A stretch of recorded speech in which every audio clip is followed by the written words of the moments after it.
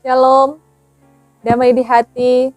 Puji Tuhan, selamat berjumpa lagi dalam channel multimedia Marturia Gemim Bukit Kasih Gerian Permai untuk kita belajar bersama lagi tentang kebenaran firman Tuhan. Dan dalam video kali ini kita akan belajar dari kebenaran firman Tuhan yang terambil dari 1 Korintus pasal 3 ayat 10 sampai ayatnya yang ke-23 yang akan menjadi perenungan warga Gemim di minggu terakhir di bulan April tahun 2023. Namun sebelum itu mari bersama kita minta tuntunan Roh Kudus lewat doa. Kita berdoa.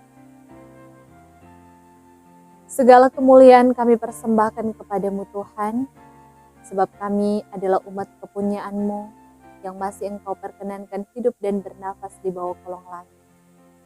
Mensyukuri setiap kasih dan anugerah-Mu, kami rindu untuk terus memuliakan Engkau. Di saat ini kami pun rindu untuk mendengarkan kebenaran firman. Maka kiranya setiap orang yang mendengarkan tentang kebenaran firman Tuhan melalui channel multimedia Marturia Gemim Bukit Kasih Gerian Permai boleh terberkati, dan hamba-Mu juga yang Engkau utus untuk menjadi alat di tangan Tuhan dalam menyampaikan kebenaran firman Tuhan, kiranya juga diberkati untuk mampu menjadi berkat demi kemuliaan.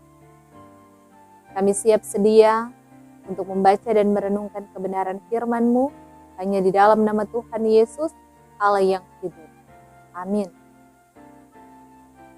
Saudara-saudara yang diberkati oleh Tuhan, marilah kita membaca kebenaran firman yang terambil dalam 1 Korintus pasal 3 ayat 10 sampai ayatnya yang ke-23 dengan tema dasar dan bangunan. Demikian bunyi firman Tuhan. Sesuai dengan kasih karunia Allah yang dianugerahkan kepadaku, aku sebagai seorang ahli bangunan yang cakap telah meletakkan dasar, dan orang lain membangun terus di atas. Tetapi tiap-tiap orang harus memperhatikan bagaimana ia harus membangun di atasnya. Karena tidak ada seorang pun yang dapat meletakkan dasar lain daripada dasar yang telah diletakkan, yaitu Yesus Kristus. Entahkah orang membangun di atas dasar ini dengan emas, perak, batu permata, kayu, rumput kering, atau jerami, sekali kelak pekerjaan masing-masing orang akan nampak. Karena hari Tuhan akan menyatakannya, sebab ia akan nampak dengan api, dan bagaimana pekerjaan masing-masing orang akan diuji oleh api itu. Jika pekerjaan yang dibangun seseorang tahan uji, ia akan mendapat upah. Jika pekerjaannya terbakar, ia akan menderita kerugian, tetapi ia sendiri akan diselamatkan, tetapi seperti dari dalam api. Tidak tahukah kamu bahwa kamu adalah bait Allah, dan bahwa Roh Allah diam di dalam kamu? Jika ada orang yang membinasakan bait Allah, maka Allah akan membinasakan dia. Sebab bait Allah adalah kudus, dan bait Allah itu ialah kamu. Janganlah ada orang yang menipu dirinya sendiri. Jika ada di antara kamu yang menyangka dirinya berhikmat menurut dunia ini, biarlah ia menjadi bodoh supaya ia berhikmat. Karena hikmat dunia ini adalah kebodohan bagi Allah. Sebab ada tertulis, ia yang menangkap orang berhikmat dalam kecerdikannya. Dan di tempat lain, Tuhan mengetahui rancangan-rancangan orang berhikmat. Sesungguhnya semuanya sia-sia belaka. Karena itu, janganlah ada orang yang memegahkan dirinya atas manusia, sebab segala sesuatu adalah miliknya. Baik Paulus, Apolos, maupun Kefas, baik dunia, hidup maupun mati, baik waktu sekarang maupun waktu yang akan datang. Semuanya kamu punya. Tetapi kamu adalah milik Kristus, dan Kristus adalah milik Allah. Demikianlah bacaan firman Tuhan di saat ini. Marilah kita merenungkan kebenaran firman Tuhan secara bersama-sama.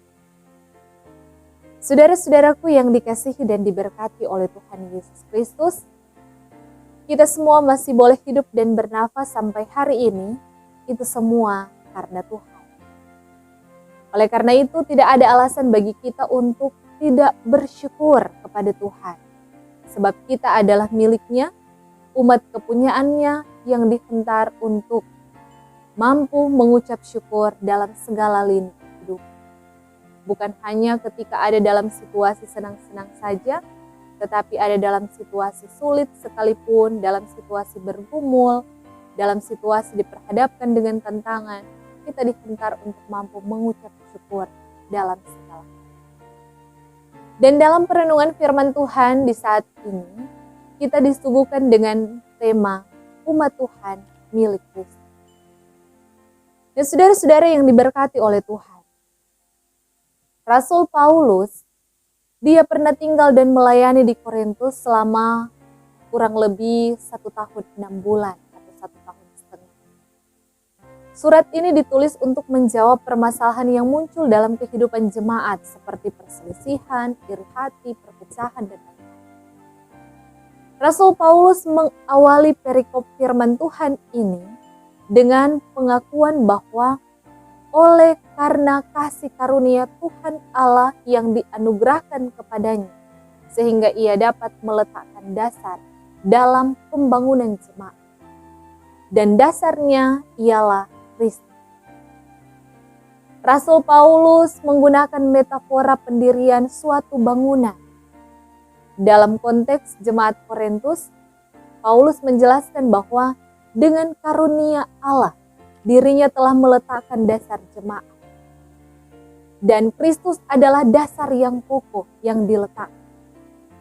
Karena itu, Rasul Paulus memperingatkan mereka yang sedang membangun jemaat Korintus di atas dasar untuk berhati-hati.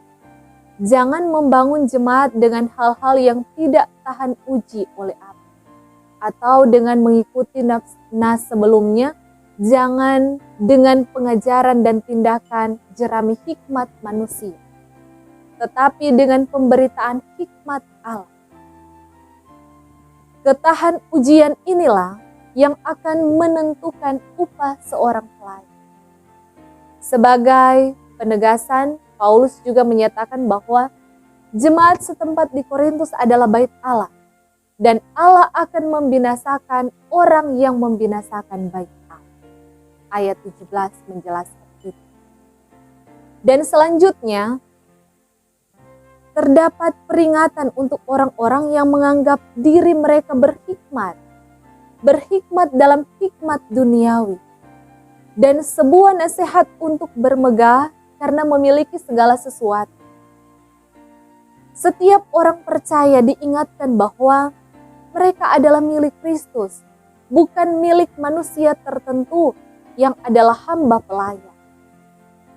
Maka teguran yang tegas diberikan kepada setiap umat kepunyaan Tuhan yang pada waktu itu dipercayakan untuk membangun jemaat yang ada di Korintus, bahkan semua orang yang mengaku diri sebagai golongan Kristus, dihentar agar supaya ketika mereka melayani, bukan melayani untuk kepujian diri sendiri, tetapi melayani agar supaya banyak jiwa akan memuji dan memuliakan Tuhan.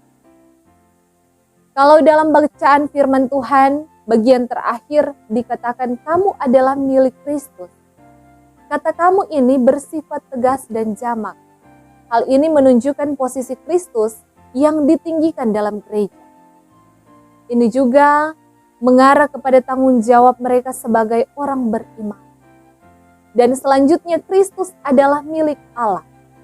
Ini menunjuk pada penyerahan diri sementara Kristus kepada Bapa. Ini bukanlah masalah esensi, tetapi masalah fungsi. Trinitas yang berorientasi pada Sang Pemilik kehidupan.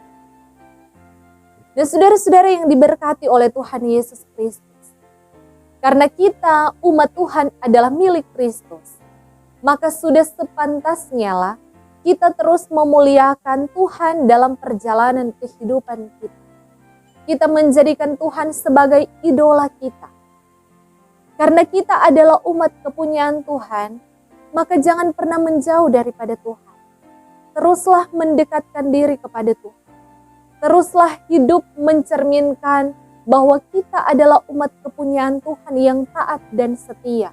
tulus melayani Tuhan.